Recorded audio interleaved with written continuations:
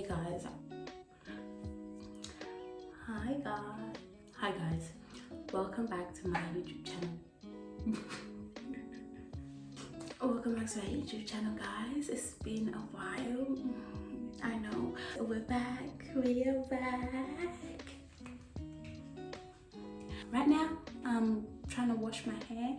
It's Thursday night, 7 p.m. I'm trying to wash my hair because I'm getting my hair done on Saturday and tomorrow I have work, so I really won't have time to like do all that hair stuff. So I plan to wash my hair tonight and I'm gonna show you guys how I wash my hair. Currently I have these mini twists that I did on myself on. I've had them for about 4 weeks now. This is how they look like. They've survived a lot. We're trying to keep it cute, keep it simple. I actually don't know why I'm talking like that. I am trying to keep my hair. I'm trying to get my hair done, basically. That's it.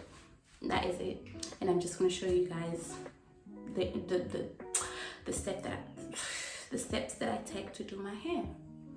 That's all that I wanted to say. And the products that I use. Good question. Product number 1, I use this product, Meow. If you know, you know. Meow. This is my shampoo. This is my other shampoo. It's finished. This is my other shampoo. My conditioner. This is my intensive hydration conditioner. The next step is deep treatment mask. This is my mask that I use for my hair because my hair needs it as well. And then after that, we use the Cantu Shea Butter leave-in conditioner. So we go in with this after all that stuff. And then we're not done just yet. I don't use this all the time. I use it when I really feel like I don't know why I'm breathing so hard right now. My goodness, so unhealthy. And then we go in with, I actually don't know why I'm whispering, but hey. Next we got, see, I'm not serious. Just don't take me serious. But I don't really use this all the time. I use it when I feel like my hair needs it, mostly. But yeah, I mostly use this one on a regular basis because I'm a good person and I want to show you guys what I actually use for my hair. I use this Meow Rosemary Mint Scalp and Hair Strengthening Oil. After I use my leave-in conditioner, I then use my black castor oil. After that, now to lock in the moisture, I sound professional right now. To lock in the moisture, I go in with the Indian hemp.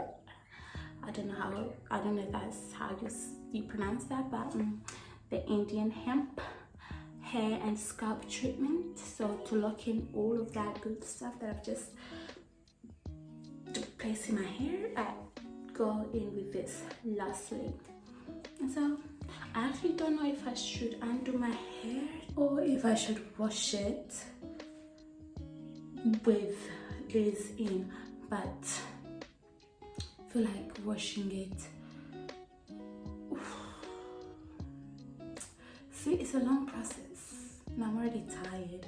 I don't want to do this, but I have to do this because nobody else is going to do it for me. Yeah. Actually, I like the smell of this. Not gonna lie. I think I'm gonna undo my hair. But that's the longest process ever. Nighttime and I don't want to do that. But I have to. The things that this hair has actually gone through, it's been cute. But what is oh my days.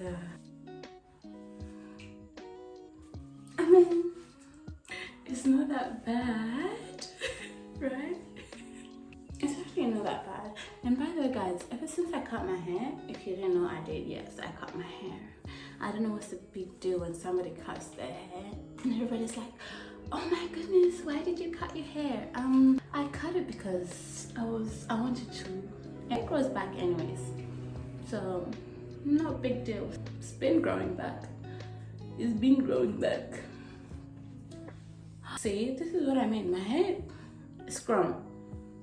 It's long now. Always spray your hair before you do anything to it. It just helps prevent any breakage or damage to the hair. I'm laughing because I sound professional. Like, I sound like I know what I'm doing when I actually don't know what I'm doing. I just do stuff that I feel like my hair needs. Let's talk about the waiting season. The waiting season. I know it's a big topic, but let's talk about it. The waiting season. I want to hear your thoughts on like the waiting season. What do you guys do like during the waiting season? I know, like, obviously during the waiting season, you need to wait with intentions of what you're waiting for in mind. You have to be intentionally waiting to be in a waiting season. You can't just be in a waiting season if you haven't planned for it, if you haven't, allowed God to do his part in the waiting season. Obviously, yes, God is going to do his part in the in the waiting season, but then if you're not intentional with it, then it's basically you're waiting for no reason. You're basically wasting your time, because if you do it with intentionality, if you do it with intentionality, then that really shows that you are serious about it, and it allows God to do his work in a way that, like, that's going to be progressive. If you're not intentional in your waiting season, then yeah, you're basically wasting your time. That's what I understand. You have to be intentional in your waiting season, because if God is intentional, if you want God to be intentional in your wedding season, you should also be intentional.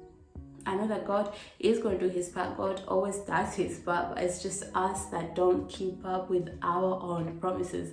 God is a promise. God is a promise keeper.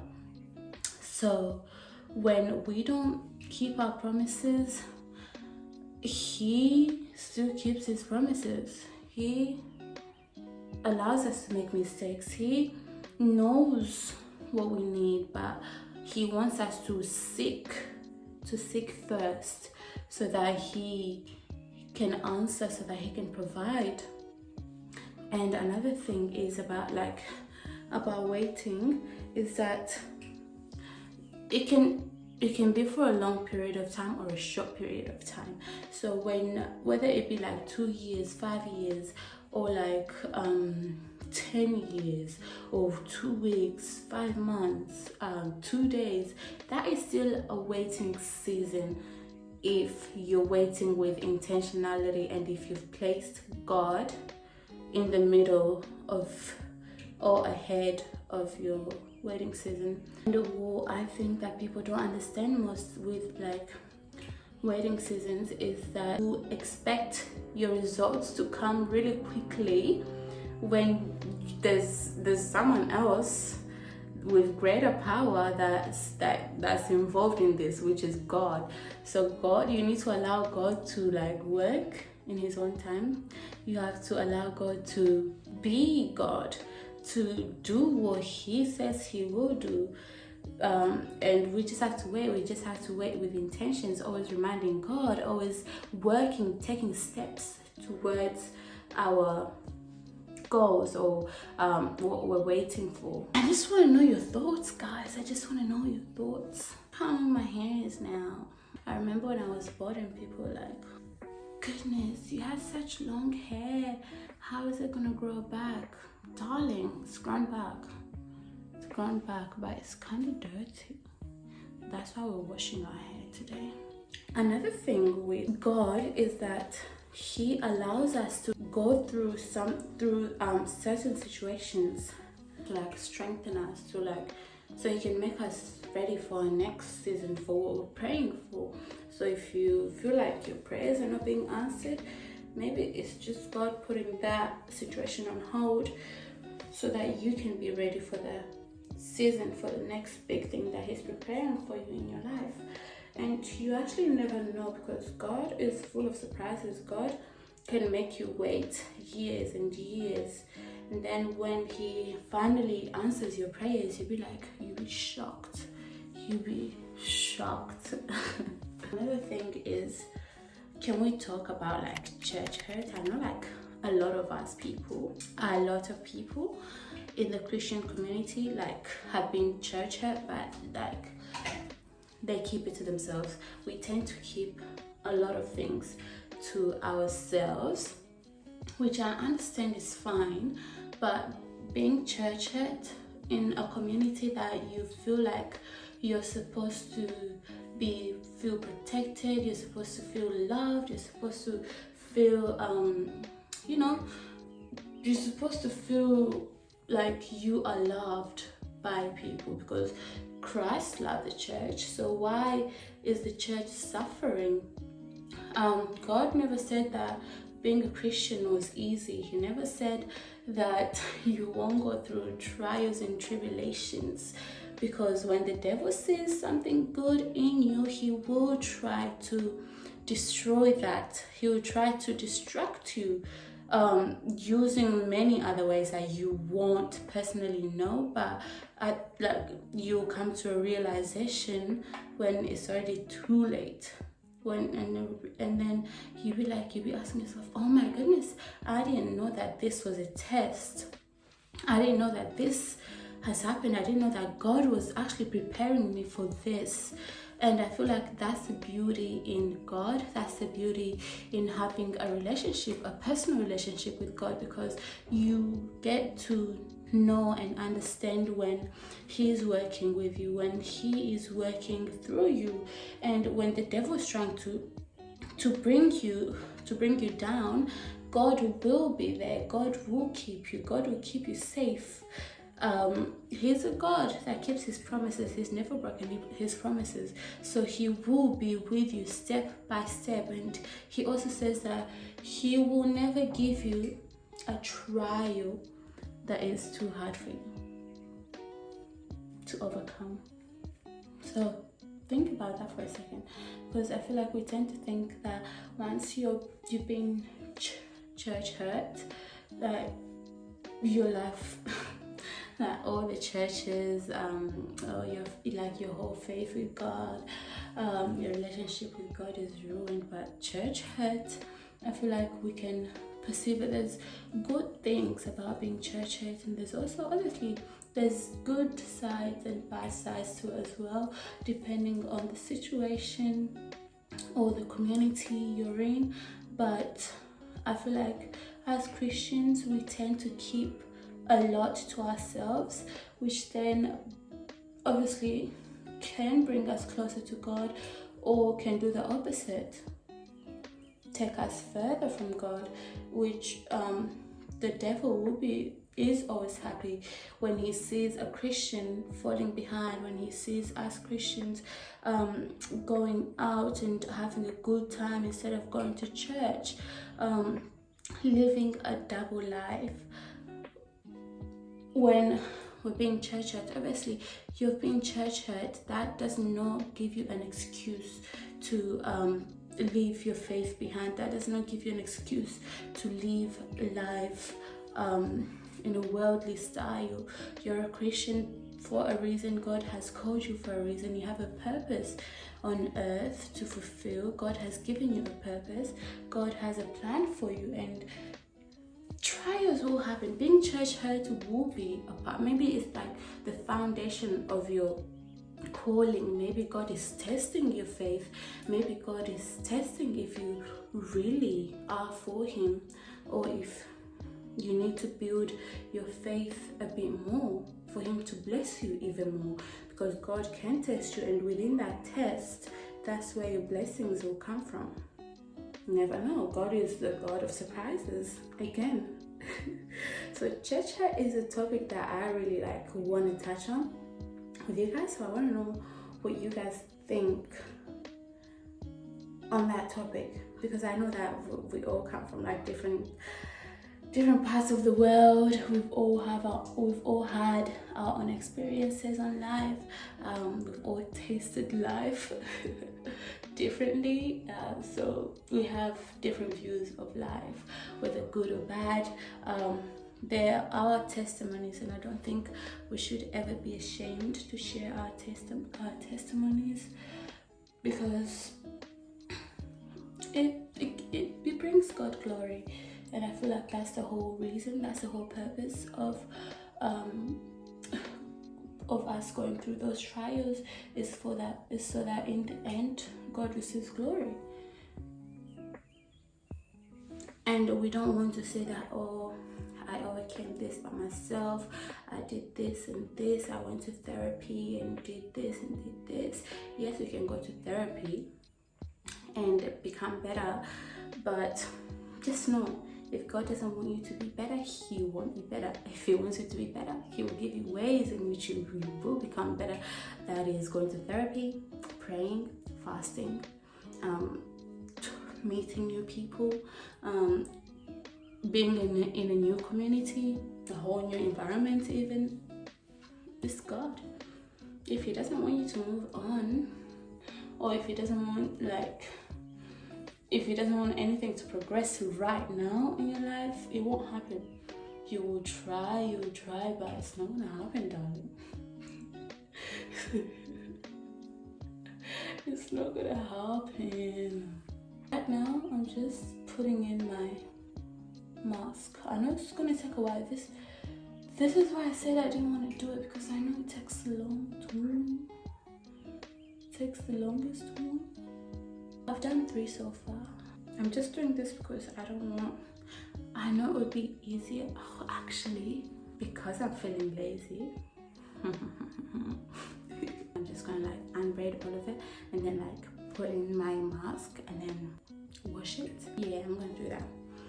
But guys, something else that I think we need to talk about, like I said before, keeping a lot to ourselves as Christians. We are one community that keeps a lot to ourselves. We get hurt, we keep it all inside, like it mounts up.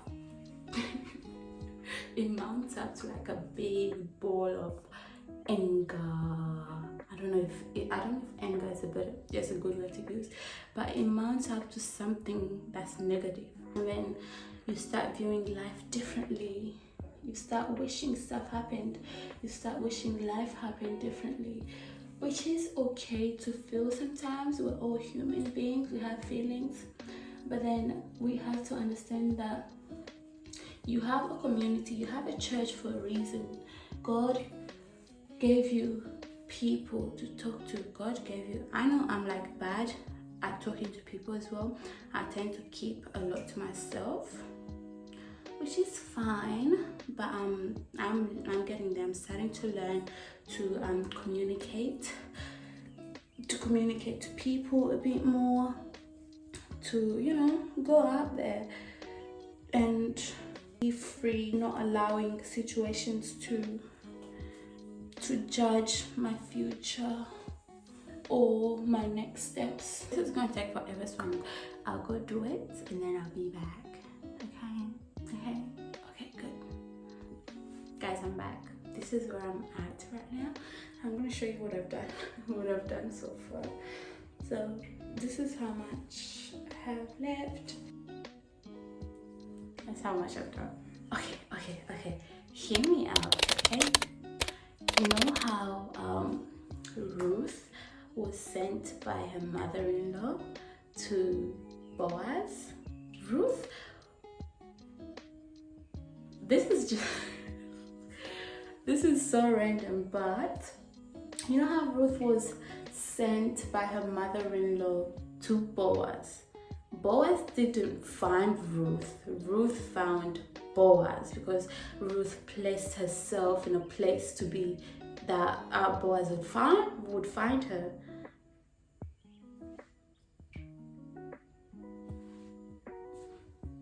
Okay. That's all I wanted to say.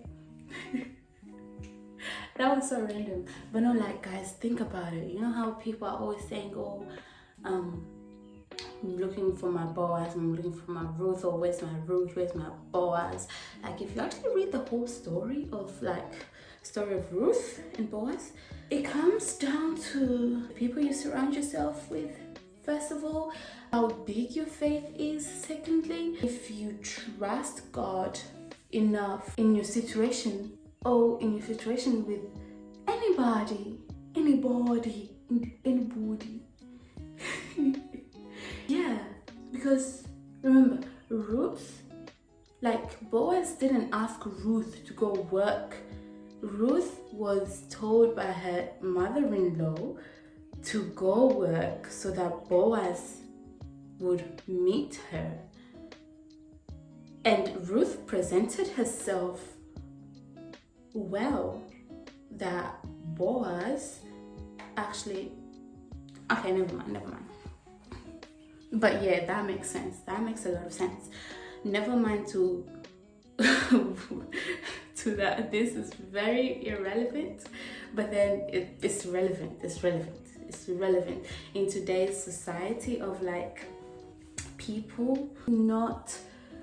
Today's society, people are only focusing on like, you know, finding a guy or a woman, a wife or a husband very quickly, that they forget that this is a lifetime situation. This is a lifetime thing.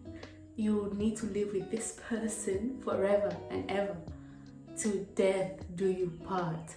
So when you go looking for a Ruth or a Boaz, make sure your mindset is mindsetting.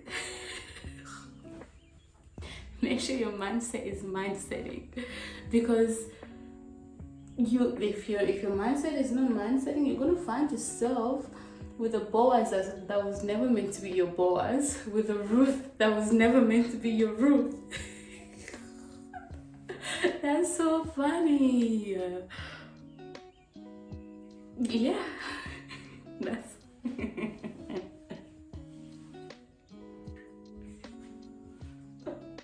I can't. Yeah, that's all I want to say. But guys, I'll be back. Let me do the other half of my head and I'll be back. Okay.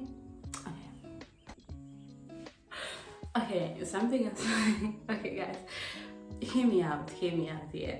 You know what I just said about Ruth and Boaz? Something funny just came to mind. Okay. Ruth was very mindful. Ruth was very mindful. Boaz was very mindful as well. But Ruth's mother-in-law was very intentional. And then Ruth was very cutesy.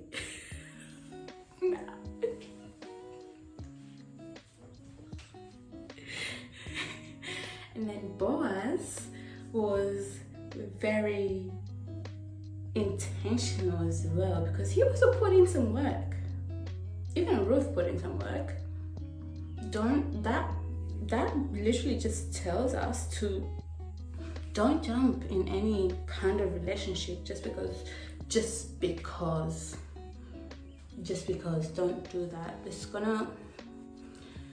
not gonna end well. Be intentional, be very mindful. Be intentional, be mindful. Don't waste your time in something that will cost you your peace of mind. Be in something that you have intentions for lasting.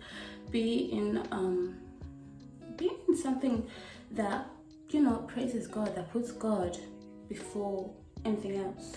Because I feel like today's generation, we jump into anything that looks well presented on the outside, but then when you look inwardly, you see rust, you see crust, ooh, you see mold. But obviously the outside is looking very cutesy, it's looking very mindful.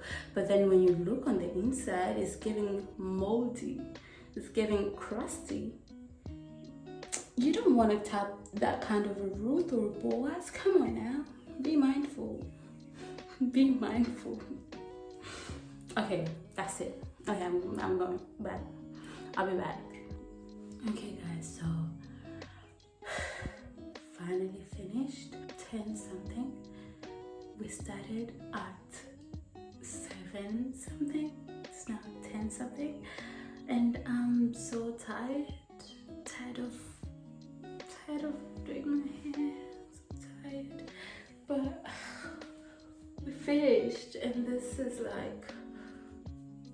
is not even the end just yet. I still have to wash it, I still have to condition it, I still have to if I don't finish it today, I will finish it tomorrow after work. I'm gonna go wash my hair and I will be back. It's 11, see, I'm so tired. It's 12, oh my gosh. It's 10, it's 10:59. Basically it's 11 at night and I just finished washing my hair. See, anyways, let's stop complaining and do what is needed to do. So I finished washing my hair. Let's go in with my oil because my scalp is dry. Oh, that was a lot. Just wasted that whole bunch of oil. I hope you guys are actually enjoying this video. I know it's a bit messy, like it's everywhere, but that's life. Life is not perfect. Nobody is perfect. I'm not perfect. None of us is perfect except for Yah himself. Except for Yeshua. I feel like the songs that we listen to can have an impact on our lives. So the type of song, the type of lyrics, the type of music that you're into has a significant amount of impact in your life, because you saying those lyrics, you actually singing out loud, you're singing out loud the lyrics of those songs that you listen to, you're agreeing to the lyrics, you're manifesting the lyrics, because whatever your mouth says, obviously your heart will agree with it. And if your heart loves listening to a certain type of music or genre, then that obviously shows the kind of person that you are. Not necessarily it can necessarily not be true, but like sometimes, most of the times, the type of music that you listen to can also portray or show the kind of person that you are on the outside. So make sure you're listening to good music out there. I understand that some people think that if you're not listening to worldly music, you're not cool. But like, the coolest thing that you could do is to actually listen to music that praise God, music that adore God, music that brings God glory, because He's the creator of your life and He's created you for a purpose. And that purpose must be fulfilled through you. And if you're listening to the wrong type of music, obviously it's gonna take a long time for you to realize your purpose in life, why God created you, why you're on this earth. Because we all have a reason as to why we're on this earth, as to why God created us. And finding that is not easy, but through Christ, God can show you. God can lead you to your purpose. God can guide you to your purpose. So listen to Christian music, slides. Okay. I think I'm actually done for today because I'm just tired now. I'm just blabbing. Anything that comes out of my head, but like, this is my hair. Make sure you're massaging your oils into your scalp. Don't just let it sit there. Massage it into your scalp. Yeah. So oily. Oh my gosh. Go to bed like this, and then when I wake up tomorrow, I'm gonna put something. Just gonna put something on my head, and then go to work as if as if my hair is not like this.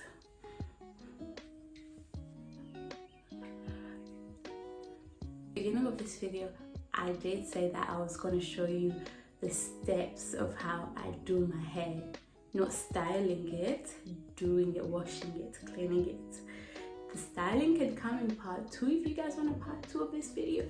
You can come in part 2, but this is gonna be it. This is it for today. I hope you enjoyed the video. I know I'm gonna do a part 2 of this video. I'm going to take you on a journey with my hair, and Christ will be with us. He will give us the strength